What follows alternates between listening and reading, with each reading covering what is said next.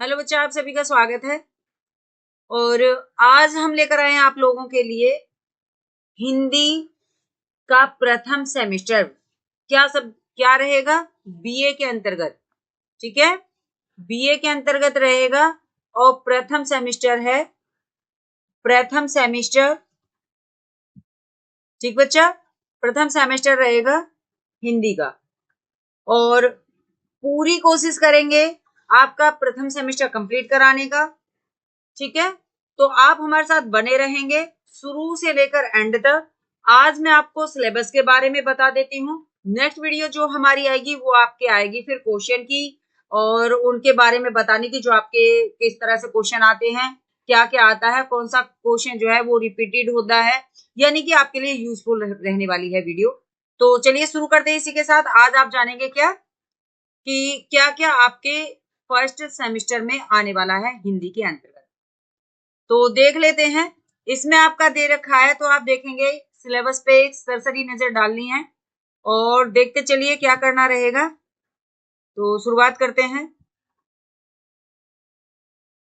इसमें आपका रहेगा, आप पहले देखेंगे कि भारतीय ज्ञान परंपरा के अंतर्गत आदिकालीन एवं मध्यकालीन हिंदी काव्य का इतिहास। ठीक है, ये रहने वाला है। इसके अंतर्गत ये किसके अंतर्गत आया है? इतिहास लेखन की परंपरा एवं विकास से लिया गया है। ठीक है, चलिए तो आगे बढ़ेंगे सेकंड पॉइंट की तरफ।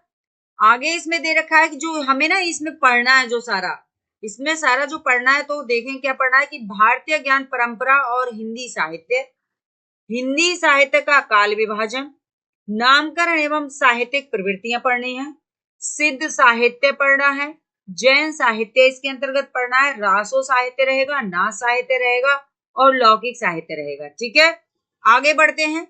भक्ति आंदोलन के उदय के सामाजिक एवं सांस्कृतिक कारणों के बारे में इसमें हम चर्चा करेंगे। भक्ति काल के प्रमुख संप्रदाय और उनका वैचारिक आधार पर भी इसमें चर्चा की जाने वाली है। निर्गुण और सगुण कवि और उनके काव्यों के बारे में इसमें बताया गया है। रीति काल के सामाजिक सांस्कृतिक पृष्ठभूमि और उनका नामकरण के बारे में आप इसमें पढ़ेंगे। प्रवृत्तियां एवं प्रपक्षों के बारे में पढ़ेंगे। आगे दे रखा है कि रीतिकालीन साहित्य के प्रमुख भेद आपको पढ़ने रहेंगे। तो कितने भेद होते हैं? तो 3 भेद रहते हैं, रीतिबद्ध, रीतिसिद्ध, रीतिमुक्त। और उनके जो प्रमुख कवि हैं, इन तीनों में जो प्रमुख कवि रहेंगे उनके बारे में चर्चा करनी है। यानी प्रमुख कवि क्या रहेंगे? जो आपके सिलेबस के अंतर्गत आने वाले हैं। ठीक है, और उनके काव्य रहेंगे। आगे क्या है? तो आगे आप इसमें देख लेंगे आधुनिक कालीन काव्य का इतिहास। ठीक, सेकंड इसमें जो पॉइंट आने वाला है वो क्या रहेगा?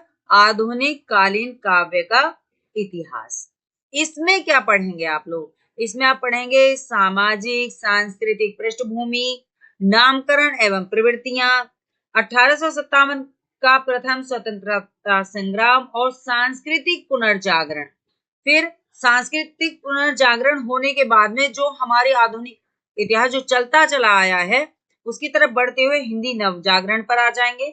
उसके बाद में भारतेंद्र युग आया, फिर द्विवेदी युग आया, फिर छायावाद की प्रवृत्तियां यानी छायावाद युग आया एवं अवदान, इनको आप पढ़ेंगे। उसके बाद में आप पढ़ेंगे उत्तर छायावाद की विविध वैचारिक प्रवृत्तियों को। उसके बाद आपको पढ़ना है प्रगतिवाद, प्रयोगवाद, नई कविता, समकालीन कविता। तो इन सभी में आपको क्या है? तो प्रमुख साहित्यकार पढ़ने रहेंगे इन सभी के, और उनकी रचनाएं और साहित्य की जो विशेषता है उन सभी पर चर्चा की जाएगी। चलिए बढ़ते हैं आगे। और क्या है?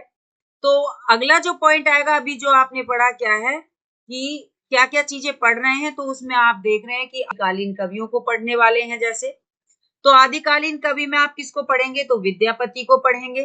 ठीक है, विद्यापति की पदावली रहने वाली है। फिर सेकंड पॉइंट पे आ जाएंगे, गोरखनाथ को पढ़ेंगे आप आदिकालीन में। आगे और बढ़ जाते हैं तो अमीर खुसरो को इसमें आपको पढ़ना है। तो इस तरह से आप इसमें आगे बढ़ते हुए चले जाएंगे।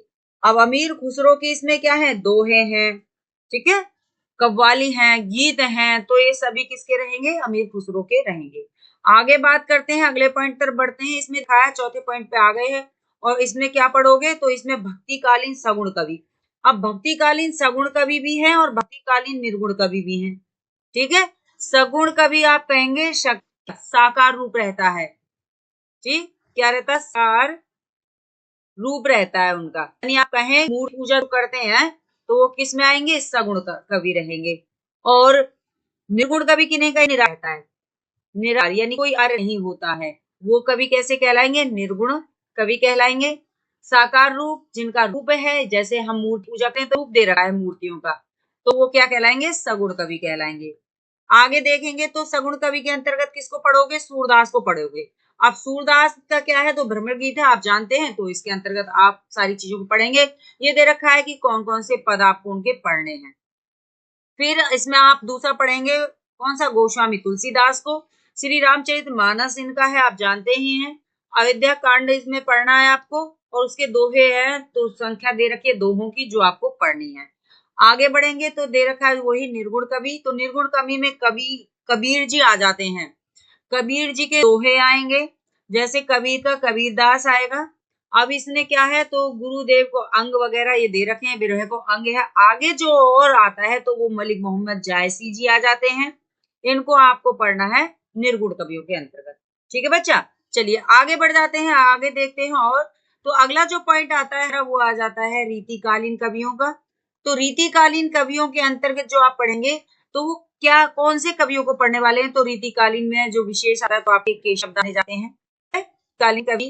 तो रीतिकालीन कवि में केशव दास जी जो प्रमुख रहेंगे, और इनके अंतर्गत तो आप जानते हैं कवि प्रिया इनका है, तो इनके बारे में चर्चा करेंगे। तो इन्होंने कहा तृतीय प्रभाव, तृतीय प्रभाव से तो इन्होंने दिया है 1, 2 और 4 को, इसमें से आपको पढ़ना रहेगा। ठीक है, फिर है बिहारी लाल। बिहारी लाल के दिए हुए हैं कि आपको कौन कौन सा पढ़ना है। प्रारंभ के 10 दोहे पढ़ने हैं, किसके? बिहारी रत्नाकर। आगे घनानंद जी दे रखे हैं, घनानंद के बारे में आपको पढ़ना है। तो घनानंद ग्रंथावली पढ़ना है। संपादक बताए हुए हैं, संपादक बताए हुए हैं, तो इसमें रहेगा विश्वनाथ प्रसाद मिश्र। ठीक बच्चा, अच्छा आगे और देख लेंगे। अगला पॉइंट दे रखा है जो आपका 7वां है, आधुनिक कालीन कवि, यानी आधुनिक काल के कवियों के बारे में भी जानना है। तो आधुनिक काल के जो कवि रहेंगे भारतेंद्र हरिश्चंद्र जी रहेंगे, और उनके अंतर्गत जो आपको पढ़ना है मातृभाषा प्रेम पर दोहे, रो कहूं जो तो अमंगल होई, ब्रज की लता पता मोहे कीजे, के प्रथम 5 पद पढ़ने रहेंगे। ठीक है, चलिए बढ़ जाते हैं आगे। अगला पॉइंट दे रखा है और इसमें पढ़ना है जो आपको, तो क्या पढ़ना है? तो आप कहेंगे जयशंकर प्रसाद पढ़ना है मैम इसमें। तो जयशंकर प्रसाद की कमायनी आपको पढ़ना है, जिसमें श्रद्धा शर के प्रथम 10 पद आपको पढ़ने रहेंगे।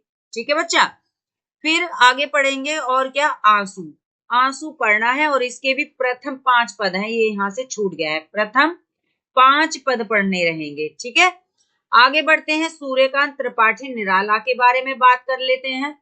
तो इनका है क्या? वरदे वीणा वादिनी वरदे। ठीक है, या इनका पढ़ना है। और तुलसीदास, तुलसीदास के प्रारंभिक 10 पद पढ़ने रहेंगे। फिर आगे है वह तोड़ती पत्थर, वह तोड़ती पत्थर।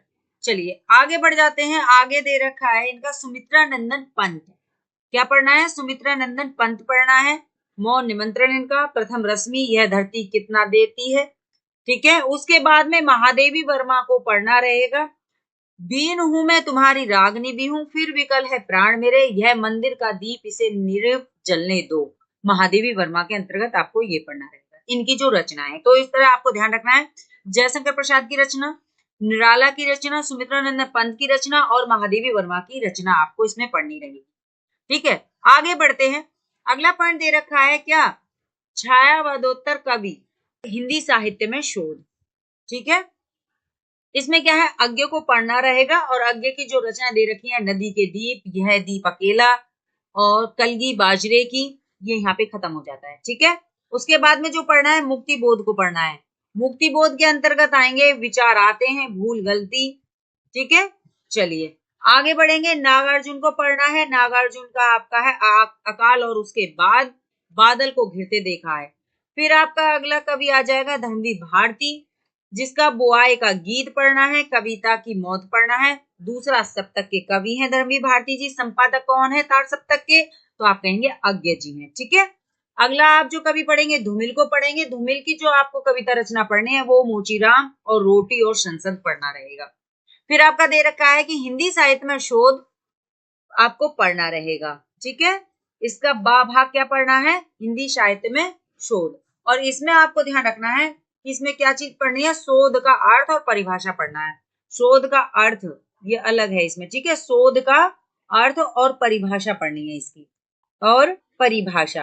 तो यही आपका रहेगा। ठीक है, फर्स्ट सेमेस्टर के अंतर्गत यही सारी चीजें आपको पढ़नी है।